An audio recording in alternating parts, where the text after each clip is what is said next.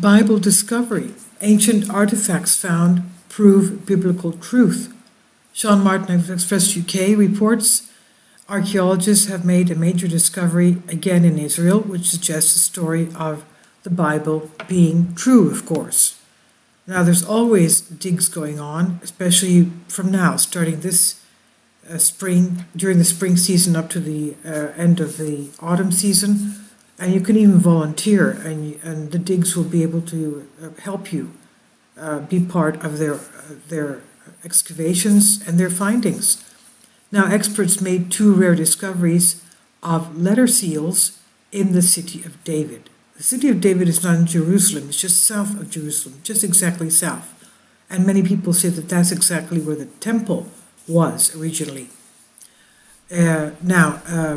These seals were found in the city of David, which belonged to people mentioned even in the scriptures. The discovery dates back between the 6th and 7th centuries BC. That's just about the time when Israel was taken into Babylon. Now, the discoveries date back to 6th, 7th century BC, and they establish the King David, the area established by King David, the city of David, when he established his capital some 3,000 years ago, about 1000 BC. One of the seals is a clay bulla. It's what they used to do is that's how they used to seal their envelopes, their parchments. They used to put some hot wax on it, put their seal on it, and that seal should not have been broken except by the person who the letter was for. And that's the proof that that seal is from the king or whoever seals it with his initials, with his monograms. That's how they used to seal things, their letters. So one of the seals is a clay bulla, which was used by the rich to sign and seal their letters. The first bulla in question bears the words belonging to Nathan Melech, servant of the king, a name mentioned in the Bible as an official in the court of King Josiah. According to the passage in 2 Kings 23, verse 10, King Josiah reestablished Israel's connection with God and destroyed the nation's pagan idols. Dr. Anat Mendel-Geberovich of the Hebrew University of Jerusalem said, "The $1 million question is, am I holding in my hand the bulla of the same Nathan Melech that was mentioned in the Bible? Well, I can never say that for certain, but what I can say is that there is an overlap of three things. First, the name Nathan Melech, which is very rare. Second, the period we're talking about, the mid-7th century BC, King Josiah. And third, the fact that we have the title. So Nathan Melech was someone who was close to the king. Another seal, another bulla, was also found, which was 2,600 years old and engraved with Ikar, son of Matanyahu. Not Netanyahu like Benjamin Netanyahu, but Matan with an M. Dr. Mendel-Geberovich said the name Matanyahu appears both in the Bible and on additional stamps and bullae already unearthed. And he says, however, this is the first reference to the name Ikar, which was unknown until today. Professor Yuval Gadot of Tel Aviv University and Dr. Yiftah Shalev of Israel Antiquities Authority said in a joint statement, quote, "Since many of the well-known bullae and stamps have not come from organized archaeological excavations, but rather from the antiquities market, the discovery of these two artifacts in a clear archaeological context that can be dated is very exciting. They join the bullae and stamps bearing names written in ancient Hebrew script, which were discovered in the various excavations that have been conducted in the city of David until today. These artifacts attest to the highly developed system of administration of the Kingdom of Judah and add considerable information to our understanding of the economic status of Jerusalem and its administrative system during the First Temple period, as well as personal information about the king's closest officials and administrators who lived and worked in the city." So that was the First Temple period. the first temple, which was destroyed at the time that the Israelis were taken to Babylon. And the second temple, of course, was rebuilt after they returned from Babylon to Jerusalem, to Israel. The third temple, of course, is not yet built, but they aim to do that. The thing is, a lot of people believe that it's not where the Temple of Omar is right now in Jerusalem, that the actual site of the first and second temple were just a few meters down in the city of David. Okay, so this is the location of the city of David. As you can see, all the way in the far distance, just about in the center towards the sky, is where the Temple of Omar is right now. That's where they thought the original temple location, the first, second temple was, but that's not so.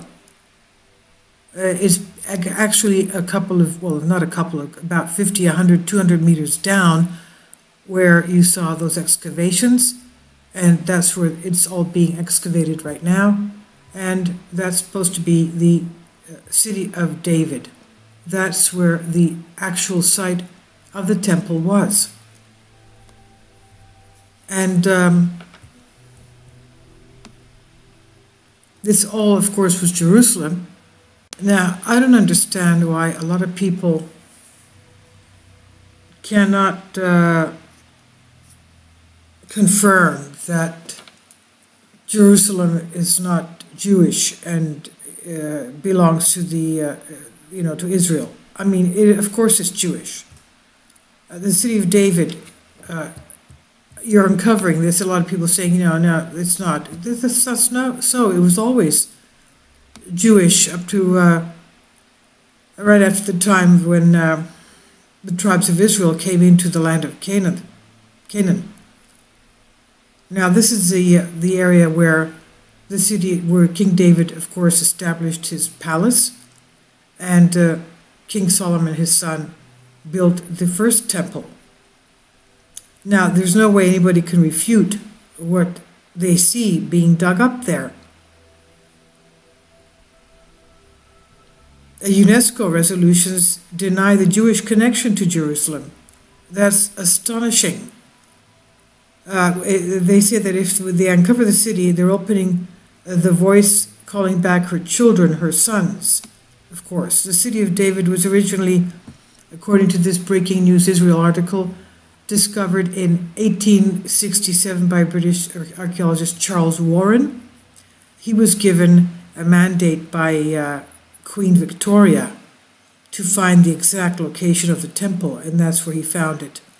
Warren, exactly 50 years later, in 1917, Jerusalem was liberated from the hands of the Ottoman Empire by the British forces, and 50 years after that, in 1967, the entire city was finally reunified in the miraculous Israeli victory of the Six-Day War. Hyman related the chronology to the present moment, making the 50th anniversary of the unification rousing audience into cheers and applause. He says, right now, where we're sitting, we're in the next cycle, which we just entered into. Okay, so there is important work being done at the city of David. Recently added the third shift so that the excavations can be continued non-stop. It's clear proof, she says, that we are in a place where things are definitely speeding up in terms of approaching prophetic end times. She says, we're working around the clock to liberate the city from her millennia-old prison, and she's being liberated, and we see tremendous dynamics happening. And she concluded her talk by exhorting participants, who she called pioneers in the field of biblical understanding and prophecy, to spread the truth of what they learned to prepare themselves for the coming times. She cited a pivotal Isaiah verse which calls for Jerusalem's return. She says, I have set watchmen upon thy walls, O Jerusalem, they shall never hold their peace day or night. Ye that are Hashem's remembrance, take ye no rest, and give him no rest, till he establish, until he make Jerusalem a praise in the earth. This is Isaiah 62:6. So yeah, they still have excavations going on there, and they're finding more things all the time. So this is the exact place of the temple, not up there, where the Wailing Wall is. That's not the location of the temple. So I'll leave links below for you for this on Breaking News and also Express UK by Sean Martin.